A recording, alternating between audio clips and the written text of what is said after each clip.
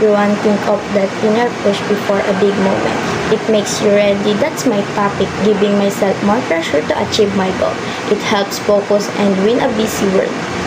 Self-pressure is a small push to keep going, like me learning a job skill. I make daily tasks. No excuses, it changes hopes into step and success. Good stress wakes your brain. A 2019 study says 25% faster goal with your own challenges. I told my friends my certification plan finished early.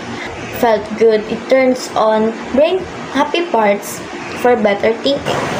No pressure forgotten goes in daily mess with it action builds trust and keeps going. Not too much trainers if it done right.